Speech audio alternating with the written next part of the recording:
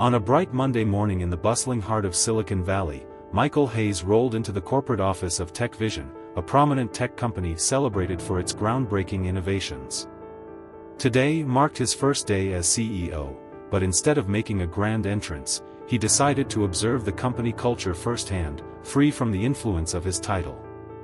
In his late 30s, Michael donned a sharp navy blue suit, his warm hazel eyes scanning the sleek glass doors as he wheeled himself inside.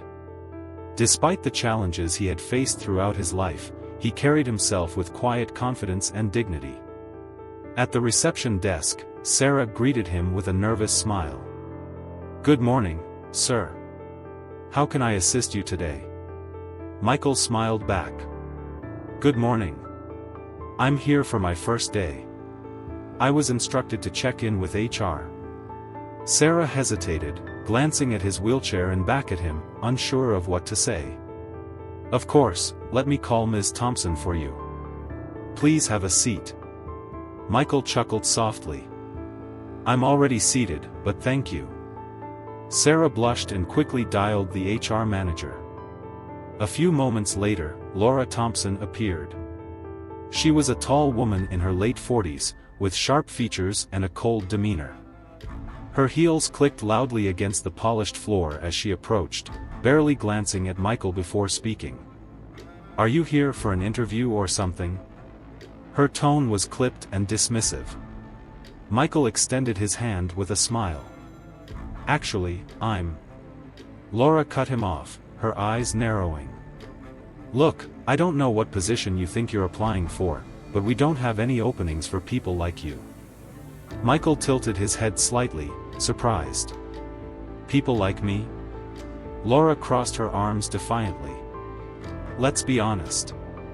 We value diversity, but we need capable individuals who can actually contribute. This is a fast-paced company, not a charity."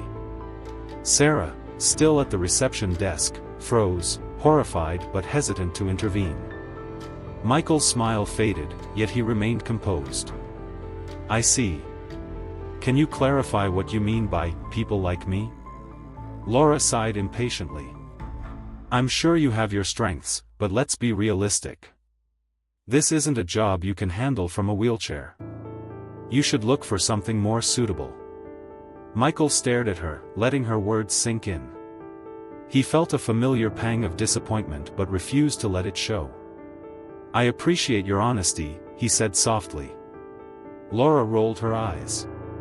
"I'm just being practical. We can't lower our standards for everyone. If you'll excuse me, I have more important matters to attend to." She turned sharply and walked away, leaving Michael in stunned silence. As the day went on, Michael explored the office, meeting various employees. Most were kind and welcoming, though a few seemed unsure how to approach him. In the marketing department, he met Daniel, a jovial man in his 40s with an infectious laugh. Daniel didn't hesitate to shake Michael's hand and chat with him like an old friend. "So, what brings you to our little corner of the world?" Daniel asked, genuinely curious. Michael smiled. "Let's just say I'm here to implement some positive changes." Daniel nodded approvingly. "It's about time. This place could use some fresh ideas. Just watch out for Laura, she's tough to deal with." Later that afternoon, a company-wide meeting was held in the main conference room. Employees filled the space, buzzing with excitement, rumors swirling about the new CEO. Laura stood at the front, tapping her watch impatiently as everyone settled into their seats. "All right, let's get this over with. As you all know, our previous CEO, Ms. Carter, has stepped down, and a new leader has been appointed. Let's hope they can handle the pressure." A murmur of curiosity rippled through the crowd just then, as Michael rolled into the room. The chatter grew louder, some looked surprised, others confused. Laura's face turned pale when she spotted him. "What are you doing here?" she hissed. Michael didn't respond. Instead, he rolled to the front and faced the audience. "Good afternoon, everyone," he began, his voice steady and commanding. "My name is Michael Hayes, and I'm honored to be your new CEO." The room fell silent. Laura's jaw dropped. "You? But how?" Michael met her gaze, calm but resolute. "Yes, me. Is there a problem, Miss Thompson?" Her face reddened. I didn't realize." Michael cut her off. "You didn't realize I was capable, or you didn't realize someone like me could hold this position?" Stunned, the employees watched, some nodding in agreement with Michael's words. He took a deep breath and continued, "Let me be clear, this company will no longer tolerate discrimination of any kind. Everyone here deserves respect, regardless of race, gender, or physical abilities. If anyone has a problem with that, they're welcome to seek employment elsewhere." The room erupted into applause. Even Sarah, who had been so anxious earlier, clapped enthusiastically. Laura, however, looked as if she wanted the ground to swallow her whole.